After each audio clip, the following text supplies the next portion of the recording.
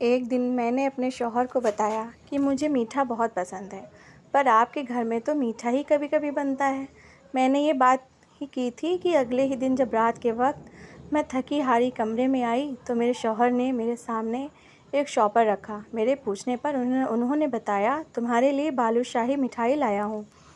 अपने शौहर की बात सुनकर मैं हैरान हो गई। आज से पहले तो कभी मेरे लिए कुछ भी नहीं लाए थे। ये अचानक से बालूशाही मिठाई क्यों लाए हैं? मैं हैरान परेशान थी कि वो अचानक कैसे इतना बदल गए, वो भी अपनी माँ और बहन से छुपकर, जिनकी मर्ज़ी के बिना इस घर का पत्ता भी नहीं हिले। और मेरे शौहर उनकी मर्ज़ी के बिना सांस भी ना लेते, वो कैसे मेरे लिए उनसे छुपकर मिठाई ले आए हैं? मुझे कुछ बात हज़म न हुई, पर मिठाई खाने के फ़ौरन बाद मुझे नींद आने लगी और मुझे एहसास ही न हुआ कि कब मैं गहरी नींद की वादियों में चली गई। सुबह जब मेरी आँख खुली तो मेरा सर चकराने लगा, मेरी अजीब सी हालत हो गई। मुझे यूँ लगा जैसे मैं अभी गिर जाऊँगी, पर मैं उठी और थोड़ा फ्रेश हुई। जैसे ही किचन में आई, मुझे सास ने घूरी से नवाजा, जैसे न जाने मैं क्या करके आई हूँ। इतनी देर से क्यों उठकर आई हो? मेरी सास ने आज पहली दफ़ा मुझसे ऐसा सवाल किया कि मैं देर से क्यों उठी। मुझे लगा उन्हें मिठाई वाली बात पता चल गई है, पर जैसे ही वो मुझे बातें सुनाने लगीं, मुझे कुछ और ही महसूस हुआ। मैंने अपने शौहर अरशद के बारे में पूछा कि वो चले गए हैं, तो और क्या, तुम्हारे इंतज़ार में बैठा रहता। मेरी बेगम नहीं उठी तो मैं बैठा रहता हूँ। मैं अपनी सास की बातें सुनकर मैं अपना नाश्ता बनाने लग गई थी। मेरी सास मुझे अजीब सी नज़रों से देख रही थी, जैसे मुझ में उन्हें आज कुछ और ही नज़र आ रहा हो। एक बार तो वो मेरी हालत देखकर मुस्कुराने लगीं। मुझे अभी भी अपनी तबीयत मामूल से हटकर लग रही थी। अब तो मुझे यकीन हो गया था कि अरशद मुझसे नाराज़ हो गया होगा। सास बोली, किधर किधर जाती थी? मुझे खाने में क्या अच्छा लगता है? पहली दफ़ा वो मुझसे अजीब सवाल कर रही थी। मुझे दाल में कुछ काला लगा। वो बिला वजह तो ये सब नहीं पूछ सकती। उनकी बातों का जवाब देकर जब मैं कमरे में गई तो अरशद ने मुझे कल की तरह मिठाई दी। मैं खुश हो गई, वो मुझसे नाराज़ नहीं है। मैं मज़े से मिठाई खाने लगी और वो मुझे अजीब सी नज़रों से देख रहे थे। मैं ये सोचने लगी कि ये सारे ऐसे मुझे क्यों देख रहे हैं। मैंने पूछा, क्या हुआ, आप मुझे ऐसे क्यों देख रहे हैं? मुझे उनकी निगाहों से चुभन हुई। पहले उन्होंने कभी भी मुझे ऐसे नहीं देखा था। वो बदलने लगे थे और हर शाम का ये बदलाव मुझे हैरान करने लगा था। ना जाने वो मुझसे क्या चाहते थे। मेरी नींद से आंखें बंद होने लगीं। अपनी बंद होती आंखों से मैंने ये देखा कि वो मुझे देखकर मुस्कुरा रहे थे। उनकी मुस्कुराहट में न जाने क्या था। मैंने कोशिश की कि मैं अपनी आंखें खोलूं, पर मैं सो गई गहरी नींद में। अगले दिन मेरी दोपहर को आँख खुली। मेरी तबीयत बहुत अजीब सी हो गई थी। मैंने बेड से उठने की कोशिश की, लेकिन मैं उठ ना सकी। मुझे घबराहट होने लगी। मेरे हाथ काँप रहे थे। मैंने अपनी नंद को काफ़ी बार आवाज़ें दी, पर उस तक शायद मेरी आवाज़ ही न गई। खुद को संभालती हुई जैसे ही मैं नीचे आई, सामने ही मेरी नंद और सास बैठी हुई थी और उन तक आसानी से मेरी आवाज़ आ सकती थी। ना जाने वो मेरे बारे में क्या बातें कर रही थीं। मुझे देखते ही खामोश हो गईं। क्या हुआ है? आप क्या बातें कर रही थीं? मेरे पूछने पर दोनों ने एक दूसरे की तरफ देखा। मेरी सास का रंग फक हो गया। उन्हें लगा जैसे मैंने उनकी बातें सुन ली हों। मुझे यकीन हो गया कि बात मेरे बारे में हो रही थी। आखिर ये मेरे साथ क्या हो रहा था? माँ बेटी मुझे दोनों पर शक होने लगा। मेरी तबीयत भी ख़राब रहने लगी थी। मैं वहाँ से किचन में चली गई। मेरी सास और नंद वहाँ से उठकर कमरे में चली गईं। मुझे अपने शौहर पर भी इस वक्त गुस्सा आने लगा। मैंने सारा दिन कोई काम न किया, बस अपने कमरे में पड़ी रही। मैं नहीं जानती थी कि मैं दिन ब दिन बदलती क्यों जा रही हूँ, पर मुझे ये शक होने लगा कि ये जो कुछ हो रहा है, इन सब के पीछे मेरी नंद और सास का ही हाथ है। आखिर वो चाहती क्या हैं? रोज़ाना का मामूल बन गया था। मेरे शौहर मेरे लिए इतनी महंगी मिठाई लाते। मुझे इसकी अजीब सी आदत हो गई। सारा दिन मुझे रात का इंतज़ार रहता और मुझे सुकून सा मिलता जब मैं वो खाती। पर सुबह के वक्त ही मेरी आँख खुलती। जब से मैंने मिठाई खानी शुरू की थी, मेरी कभी रात के वक्त भूल के भी आँख नहीं खुलती थी और अब मुझे ये बात परेशान करने लगी थी। मैं रात को लाउंज में बैठी हुई थी। अरशद आ गए थे। आते ही अपनी माँ के कमरे में चले गए। मुझे देखा भी नहीं। शायद अरशद को यही लगा कि मैं अपने कमरे में हूँ, और जब वो अपनी माँ के कमरे में गए तो थोड़ी देर बाद ही मेरी नंद भी उधर पहुँच गई और न जाने कौन सी मीटिंग शुरू हो गई। थोड़ी देर बाद मुझे अपने शौहर के चिल्लाने की आवाज़ आई। ना जाने वो अपनी माँ से क्या बोल रहे थे। दरवाज़ा बंद होने की वजह से मुझे कुछ भी समझ नहीं आ रहा था, पर मैंने पहली दफ़ा उन्हें अपनी माँ और बहन पर यूँ चिल्लाते हुए सुना था। मैं उठकर अपने कमरे में चली गई। थोड़ी देर बाद अरशद भी कमरे में आए। उनके चेहरे पर यूँ सुकून था जैसे वो अभी ही ऑफिस से आए हों। हमेशा की तरह आज आप लेट ऑफिस से आए? मैंने जानबूझकर सवाल पूछा। हाँ, काम ज़्यादा था।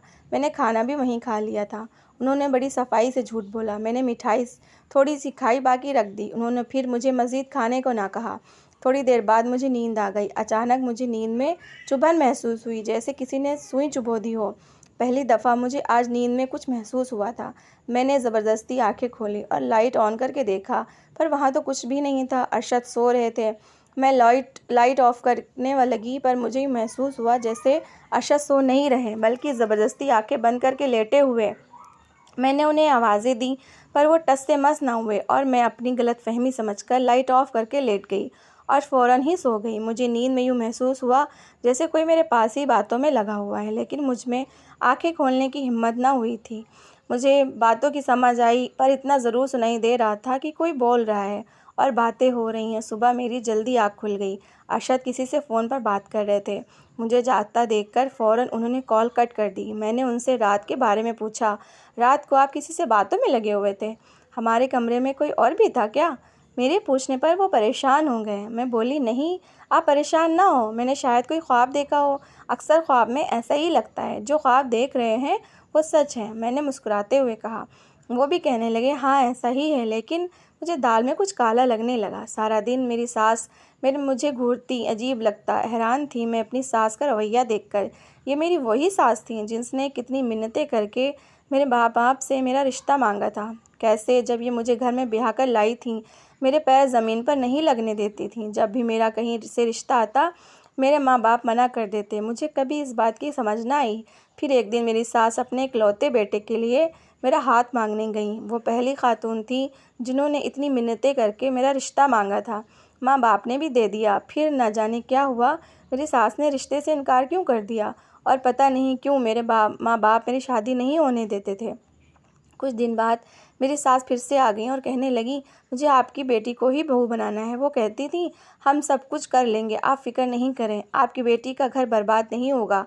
मुझे आज तक अपनी सास की वो बातें याद हैं, पर ये नहीं जान सकी कि उन्होंने ये बातें क्यों की थी। लेकिन शादी के शुरू दिनों में मेरी सास बहुत अच्छी थी। अब अचानक इतना बदल कैसे गई थी, मुझे बिल्कुल भी समझ नहीं आ रही थी। मेरी ज़िंदगी में हो क्या रहा है। पर मैं अपने शौहर पर शक नहीं करना चाहती थी। वो तो मुझसे इतनी मोहब्बत करते हैं, कभी कभी उनकी मोहब्बत के सामने मैं शर्मिंदा हो जाती। वो मेरा इतना ख्याल करते हैं, मेरे लिए अपनी माँ से भी झगड़ लेते हैं, और मैं उन्हीं पर शक करती हूँ। मैं लाउंज में दोपहर के वक्त बैठी हुई थी। अचानक से मेरी सास मेरे पास आई और गुस्से से बोली, बहुत तेज़ हो गई हो, मेरे बेटी को उंगलियों पर नचाना चाहती हो। ये बोलकर वो चली गई। खैर, मैं उठकर अपने कमरे में चली गई।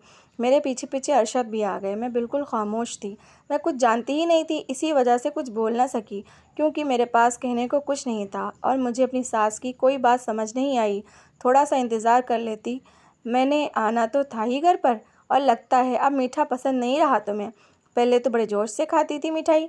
मैंने उनकी बात सुनी, मुस्कुराने लगी। मैं तो अब भी खाती हूँ, ये कहकर आज भी मैंने जी भरकर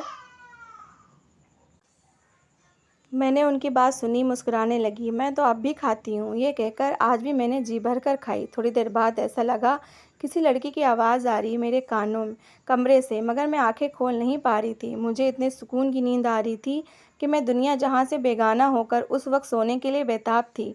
तकिए पर सर रखते ही मुझे सुकून सा मिला, और उस वक्त मुझे कोई गर्ज नहीं थी कि मेरे कमरे में कोई लड़की आई है लड़का। मुझे बस सोने से गर्ज थी, तो मैं सुकून की नींद सो गई, ये सोचे बिना कि वो लड़की मेरे कमरे में क्या करने आई थी, वो भी इतनी रात के वक्त। यहाँ तक कि मेरा शौहर भी कमरे में मौजूद था। सुबह उठकर मैं यही सोचने लगी कि आखिर वो लड़की कौन थी और क्यों मेरे कमरे में आई थी। सारा दिन मेरा उसी परेशानी में गुजर गया। मैंने फ़ैसला कर लिया था कि अब से मिठाई नहीं खाऊंगी। सब कुछ इसी की वजह से हो रहा था।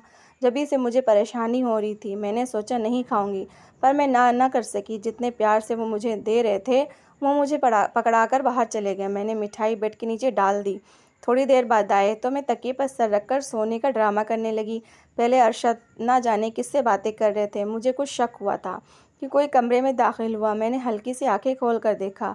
अरशद ने उससे जो बात की वो सुनकर मुझे यूँ लगा कि किसी ने मेरे सर पर बम फोड़ दिया। मेरी परेशानी पर पसीना चमकने लगा।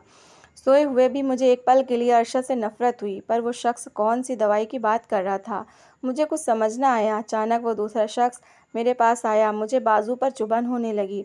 उन दोनों की बातें सुनकर मेरी रूह भी कांप गई, और जैसे ही मुझे उसने इंजेक्शन लगाया मुझे यूँ लगा कि किसी ने मेरी जान निकाल ली हो। ना जाने वो क्या था। मेरा दिल किया कि मैं चीखने लगूं, चिल्लाऊं। मेरे लिए बर्दाश्त करना मुश्किल हो गया।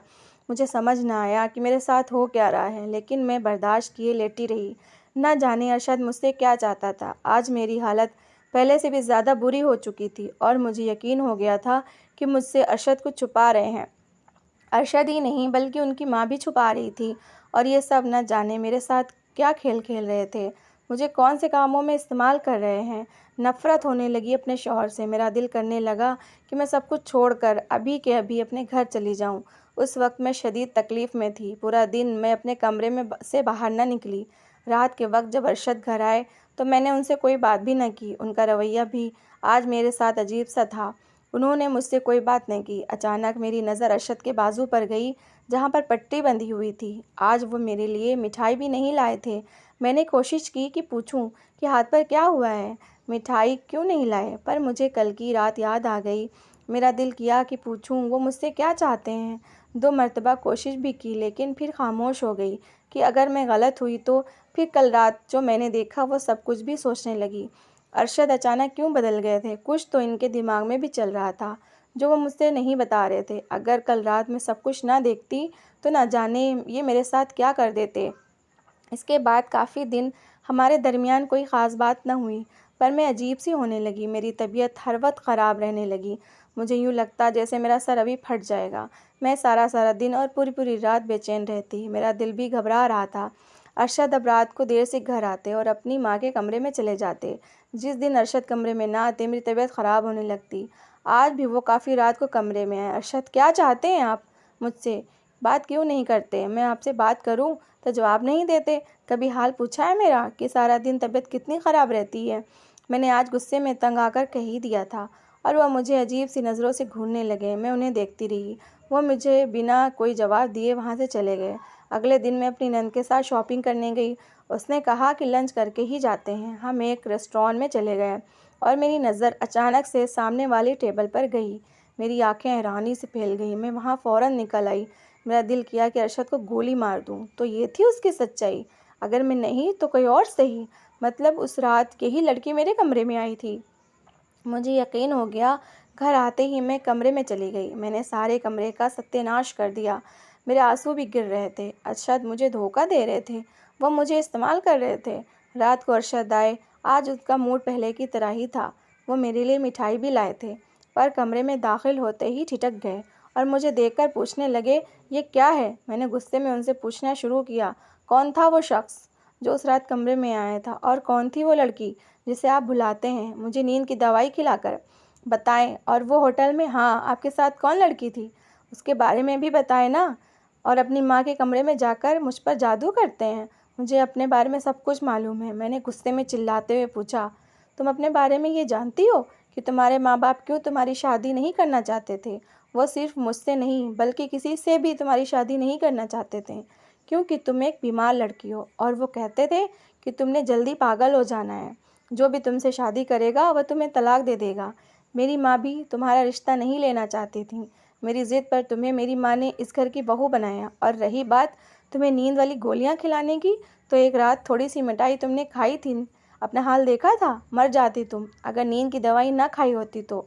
नींद वाली दवाइयाँ खिलाकर इलाज करवा रहा था तुम्हारा, और वो लड़की तुम्हारा इलाज करने आती थी। और उस रात वो डॉक्टर था मेरे साथ जिसने तुम्हें इंजेक्शन लगाया था। मानता हूँ कि रात के वक्त वो लड़की आती थी। अगर कहती हो तो बात भी करवा देता हूँ कि वो यहाँ क्या करने आई थी।